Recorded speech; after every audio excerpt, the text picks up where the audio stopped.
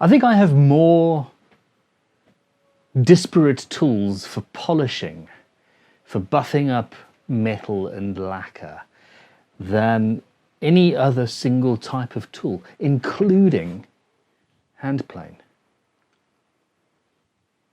Last week I was doing the fret level crown and polish on Nebula, and I wasn't 100% happy with the final result. So I am back playing with some new toys, actually. Some jewelry polishing tools, and we are going to get these as shiny as a fret has ever been. Welcome to Crimson Guitars, welcome to my home studio, and welcome to Nebula. We are coming to an end. This instrument is going to be living and breathing very, very soon. I hope you have enjoyed the process, and yeah, click like, subscribe, all of those things. But for now, let's get polishing. Burn it. Haha! Yay!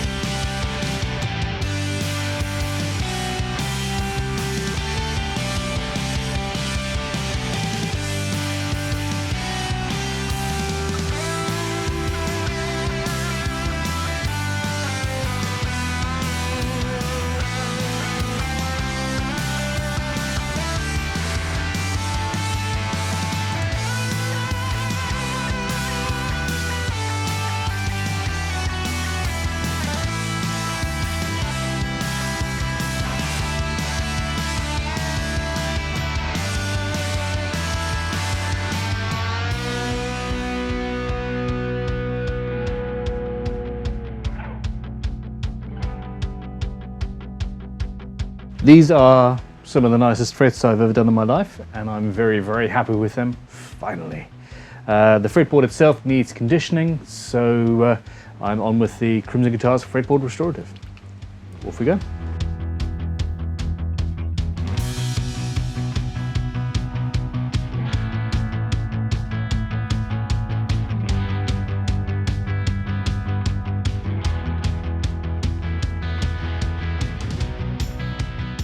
After it's been on for a few minutes,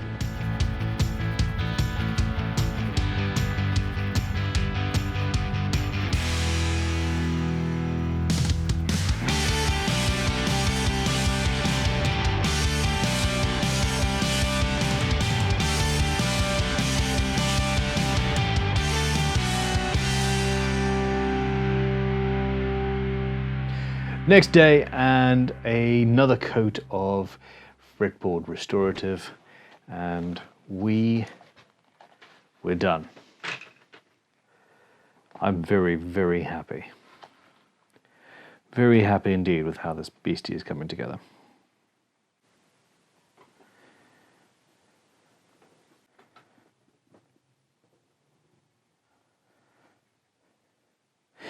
Anyhow, pick up.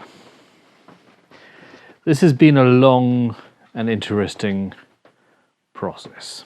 So, in talks with the client, Ben Morgan, Gear Garage, check out his website. He has some fantastic vintage guitars for sale. Like, oh my God. We thought it would be fun to design a neck-mounted, or at least very, very thin jazz pickup that wouldn't require us cutting into the top.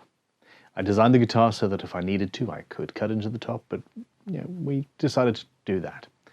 And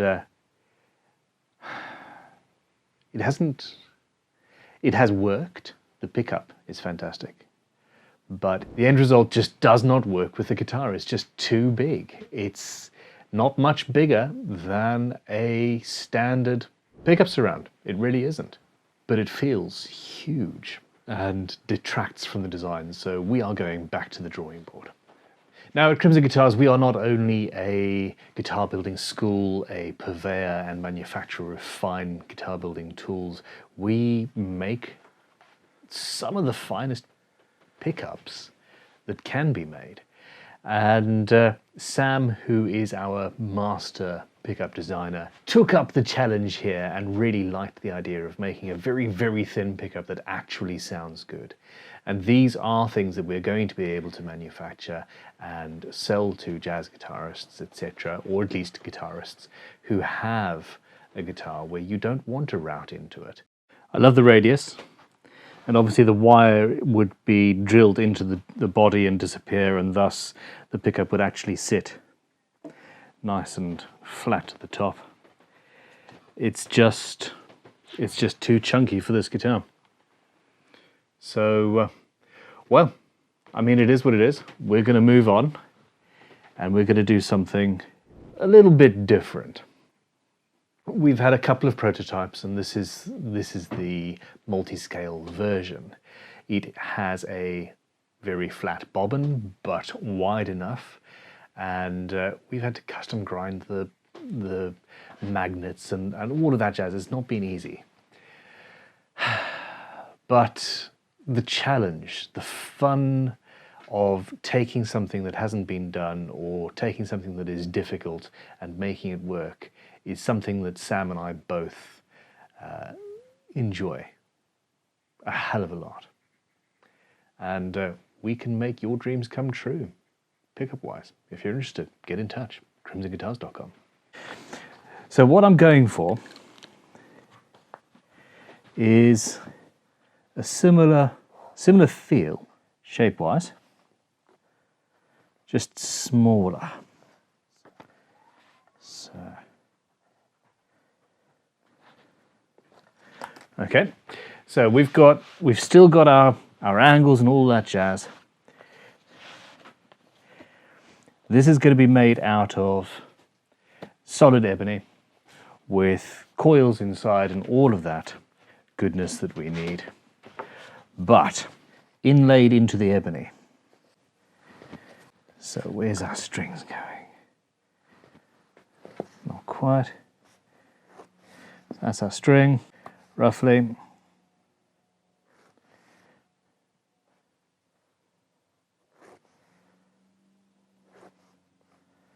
Something like that. On either side of the strings, we're going to inlay some 1.5mm thick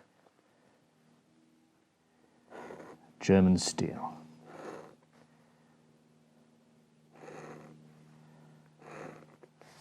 Like so.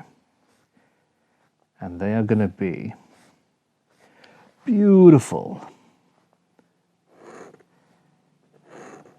What we're going for here, or what I'm going for here, is something akin to a spaceship's radiators or heat sinks. Well, I mean, just anything's radiators or heat sinks.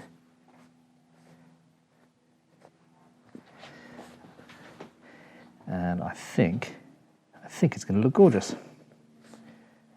So from the other side, you have a 3D kind of effect.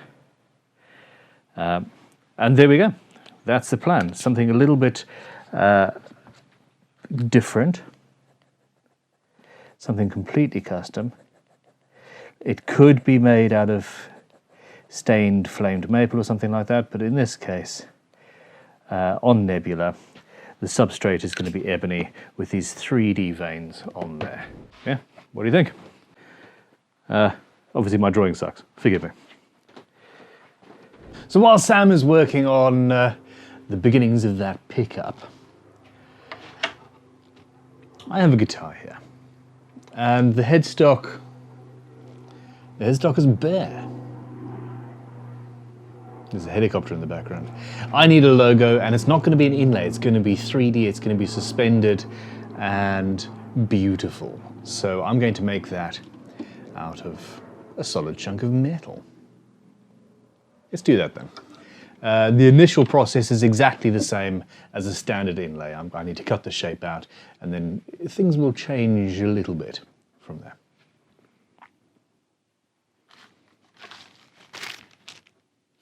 Now the pickup, in order to not mess with the magnetic field created by the coils and the magnets and all that jazz, I am going to be using this, which is a chunk of 99.96% pure nickel. And that's going to be the thing that makes the nice cool shapes around the pickup, the veins, as it were, the veins. Heatsink vanes. There we go. Just for fun, and because I've never done anything in nickel before, apart from pickups, I'm going to cut my logo out of this as well.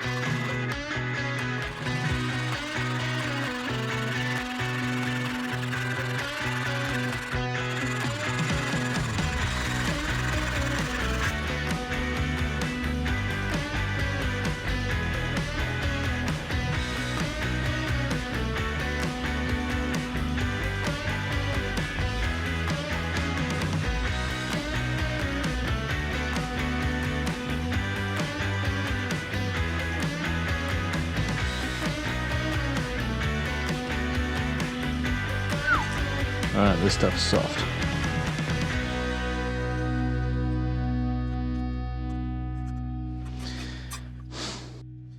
Poop.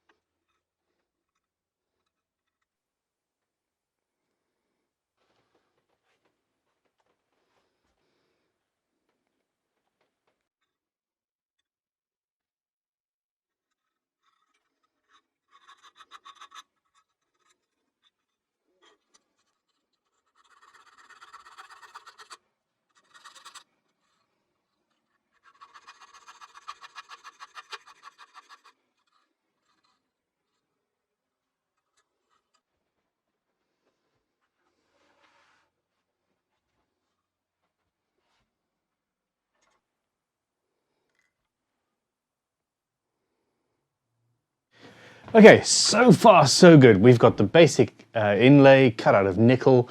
It's relatively soft, but cuts and works quite nicely. So yeah, that's all good.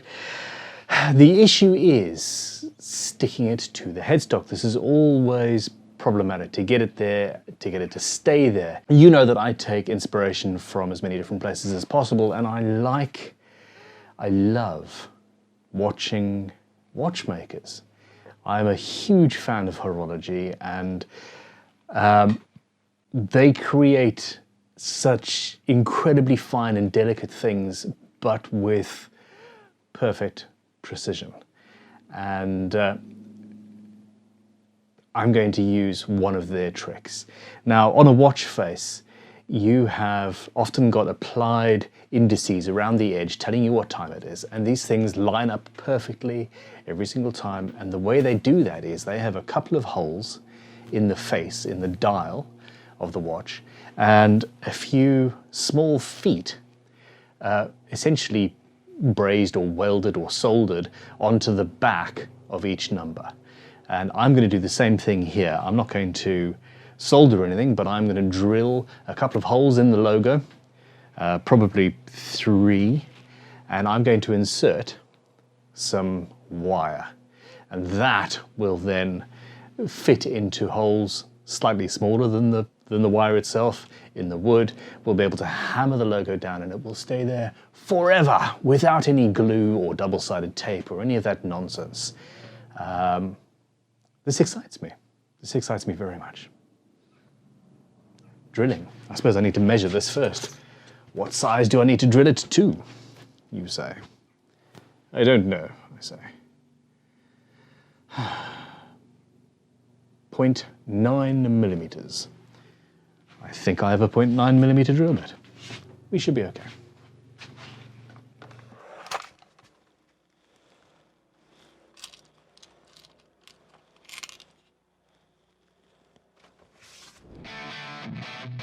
Drill bit's too small to fit in my drill, but these little pin vices are damned useful.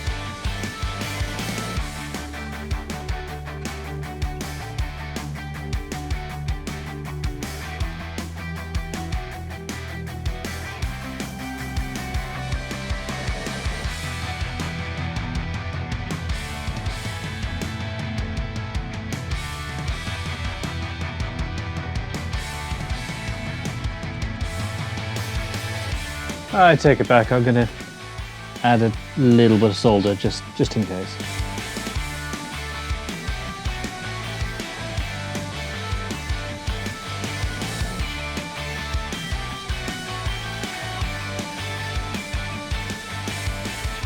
Okay.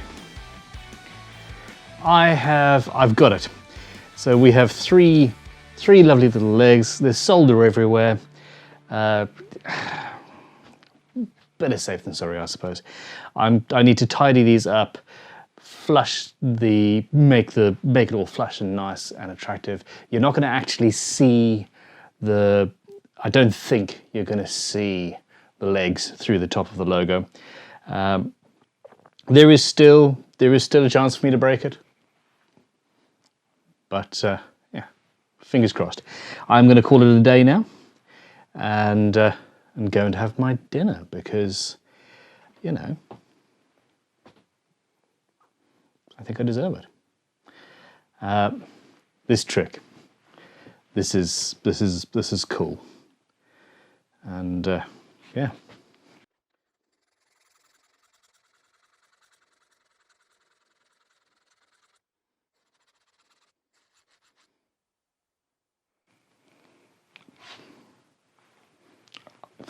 Fine, I'll stop.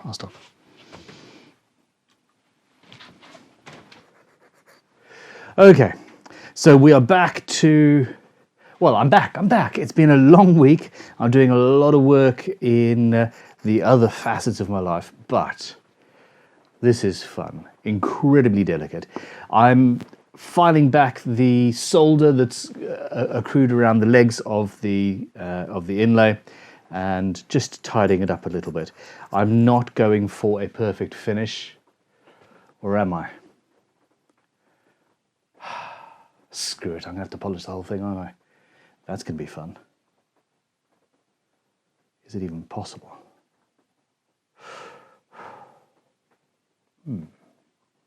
Well, we'll see where we end up.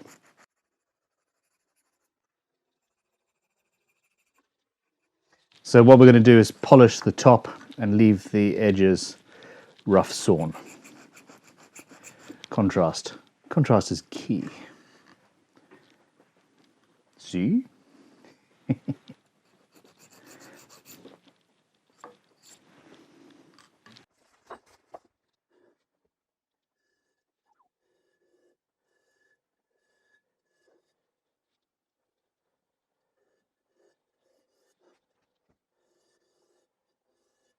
This is particularly delicate. I need a way to hold this so I can polish it properly. So I'm going to drill some holes in a bit of scrap wood.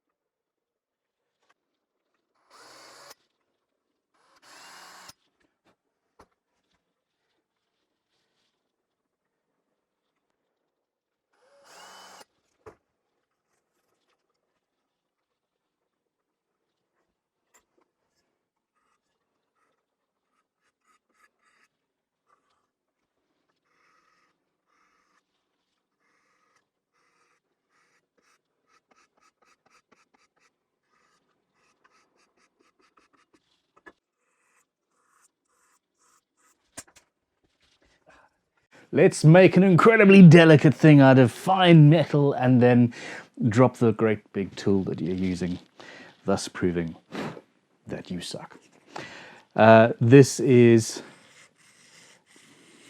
I don't have support up at this top bit here, so that's a little bit loose, which is a pity, but it's just too delicate to have something there. I'm now on 500 grit on a jeweler's lapping stick. You can make these yourselves. Yeah, we'll see how it goes. I'm just going rather delicately.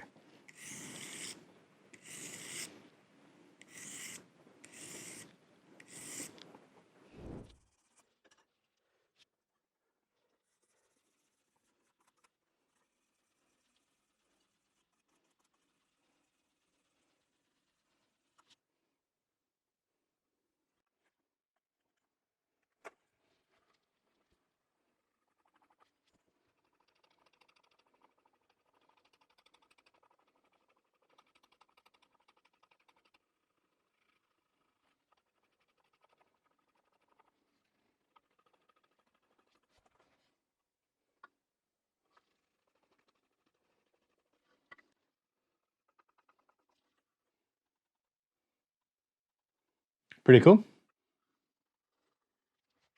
So you can see the extra hole there. I did slip when it was off camera and slightly moved it, and I've had to reshape it to match the piece that we cut it out from. But nothing broke and it's all good. So I need to make absolutely certain that this thing is lined up perfectly. And in order to do that, I kind of need to install the tuners. So should we change tack? Let's change tack, shall we? Oh, I like that so much. We've got lacquer in the tuner holes, and I need to very, very carefully make that the right size.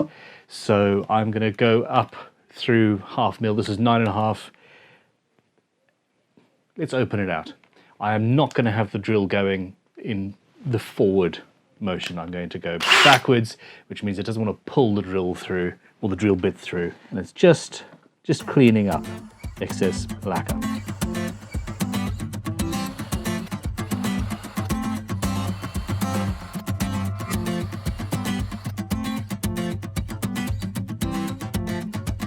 Yep, that should do it.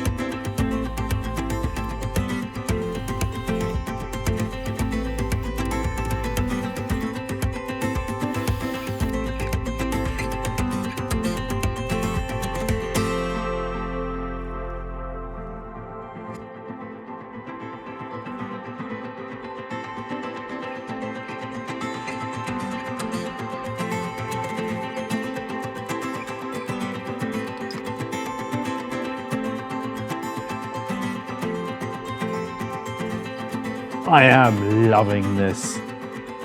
We have shiny, shiny, unfinished ebony. This is going to be, yeah, okay. Stop talking about it. Now, in order to make sure that I line that up properly, I need to know where the strings are going. In order to know where the strings are going, I need to make a nut.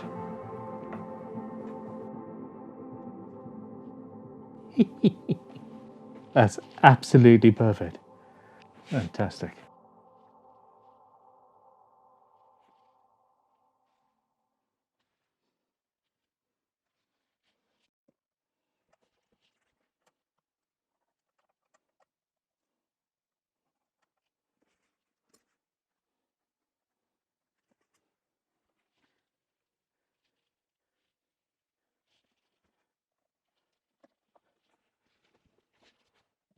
Half pencil.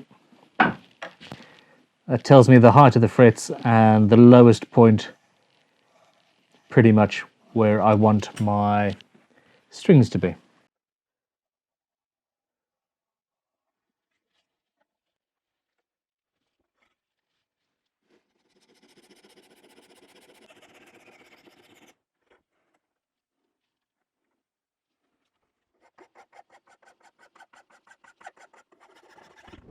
There's a quicker way. There's always a quicker way, but there's a quicker way.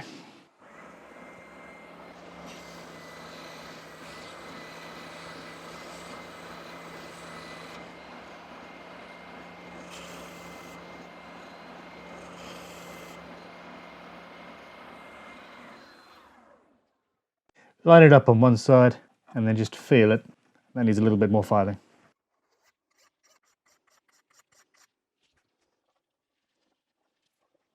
I really enjoy this bit of the job.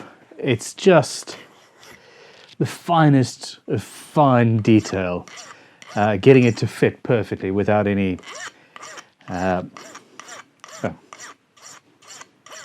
lips or edges. Do you know how difficult it is talking while Audible is reading the Godfather book in your ear? Hi. I am in the room. I'm here. I'm with you. We're good. We're good. Getting a nut perfectly fitted is just one of those pleasurable tasks.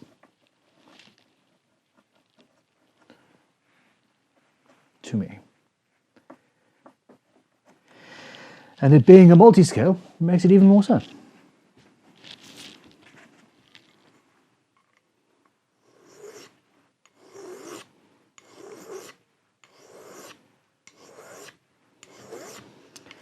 And once I'm a bit closer, I'm going to move from a bastard cut file to a fret leveling beam.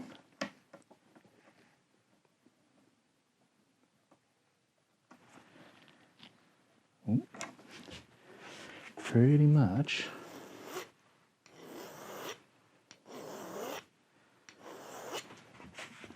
Pretty much now, I would say.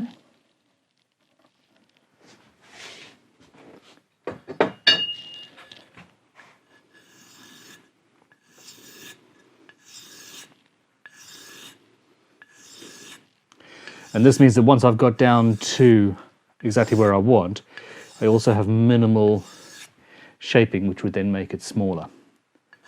I need to get rid of all file and saw marks.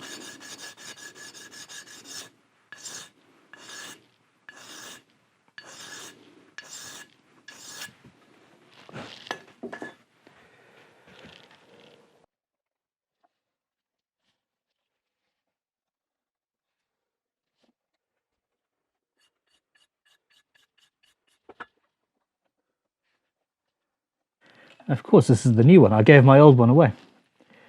Or auctioned it off for GGB. So, fun times.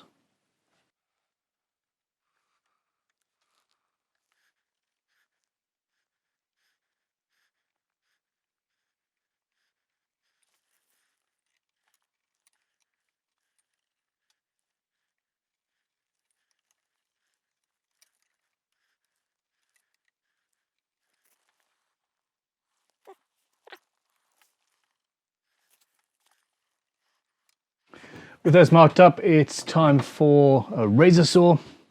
Crimson Zone, of course. On sale. Everything at Crimson. Everything at crimsonguitars.com is on sale except for the 3-month guitar building course.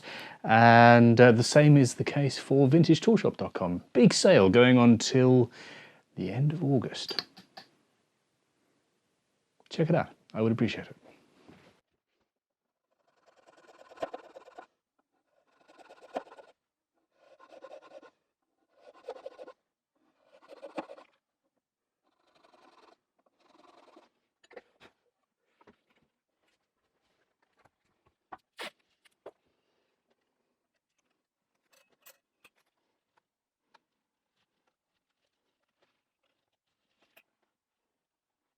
So I can't mark where that's going to go because the finish is too hard. Now if I gently put a piece of masking tape down without really pushing it anywhere, and then here I'm sighting on that, which is my straight line, and that should look pretty good, to be honest. Oh, this is so delicate. Sheesh. Let's go a little bit further down. So I'm marking 2. Okay, I can't even see those. Try again.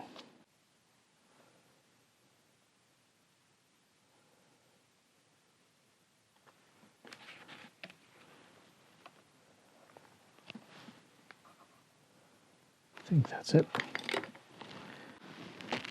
Yep,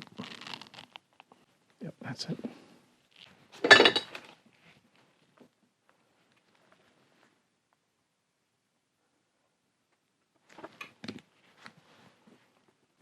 Confirmed.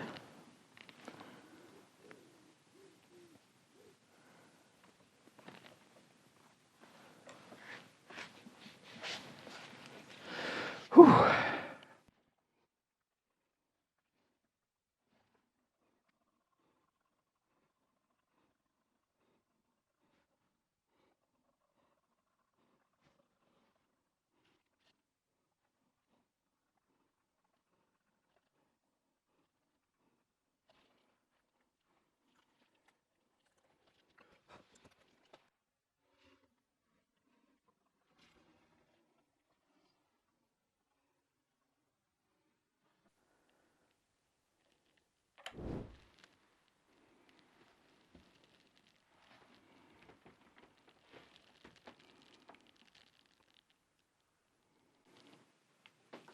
I'm really rather happy with this.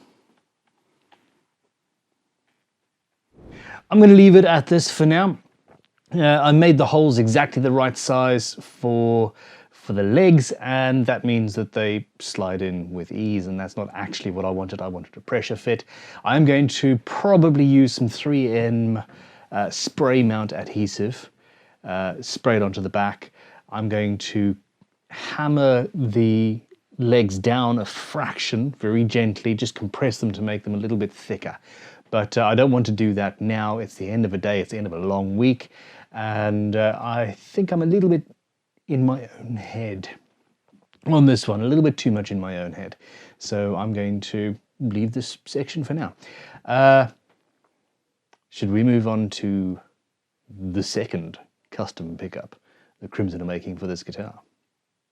I think we should. Let's have a look.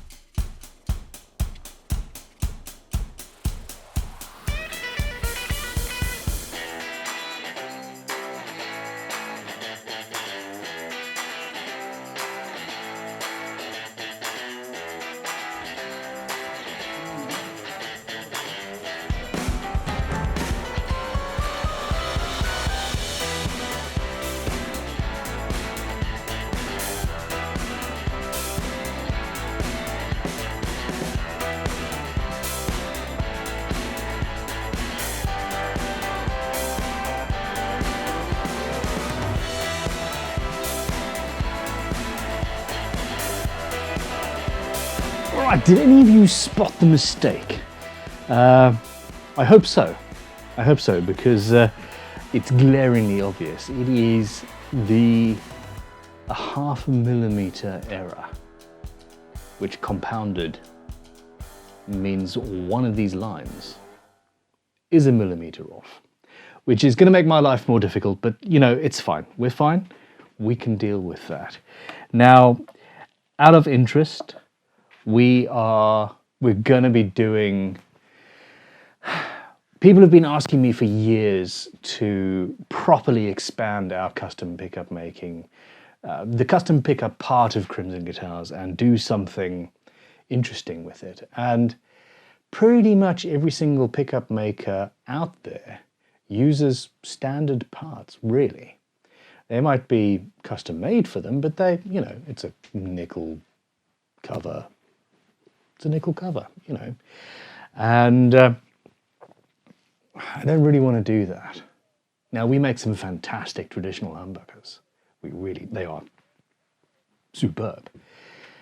But it was in coming up with these two designs that we're working on for Nebula that I finally was slapped in the face with inspiration.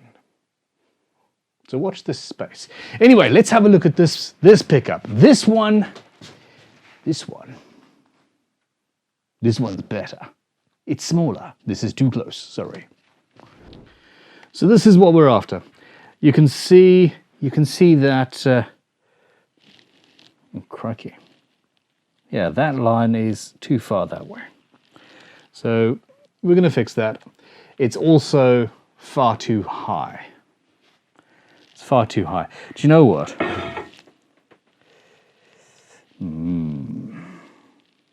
Oh, Sam's going to hate me. Sam is going to hate me. I'm going to ask him to make another one. This is the prototyping process. This is what happens. You make something, you test it out, you look at it, you say, okay, let's iterate on that, let's do this. The thing that I loved the most about the first pickup was I'd asked for that radius. It looked great. That got lost in this second version, and we've got a really sexy pickup, yes, absolutely, but it's missing the radius that I loved. It's also, we were talking about filtertrons and mini humbuckers and all sorts of stuff, and I've essentially got a filtertron style mounting technique here, which is those, but I also have a hollow bodied guitar, so I would have to make something finicky just to mount this in this guitar. I am going to route a hole. We're going to cut a hole in the top. We knew from the beginning of this build that that would potentially be something that would need to be done. Just is, so we're fine, we're fine. But I'm going to ask Sam to make me another one with the radius and with these lines marked out correctly. Now, what is going to happen with these? Let's take it off the guitar. What is going to happen with these is we're going to inlay nice strips of non-reactive nickel into them, and they're going to probably extend over like the grill on a cool custom car or something like that, and they will sit on either side of the strings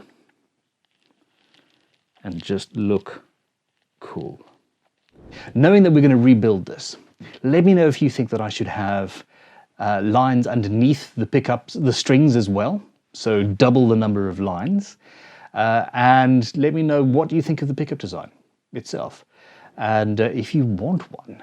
If you're interested in something like this, if you're interested in custom pickups with ebony cases, rosewood cases, flamed maple cases, in filtertron styles, in humbuckers, mini humbuckers, and even single coils, I'm seriously tempted to do this. And you know me. I just can't not complicate my life. Anyhow, thank you for watching. Please click like, please subscribe, please let me know in the comments below what you think of all of this, and know that this guitar is coming together. She's got a nut on, she's got tuners on. We're nearly there. CrimsonGuitars.com, VintageToolShop.com. Sales right now. Avail yourself of the opportunity. Consume.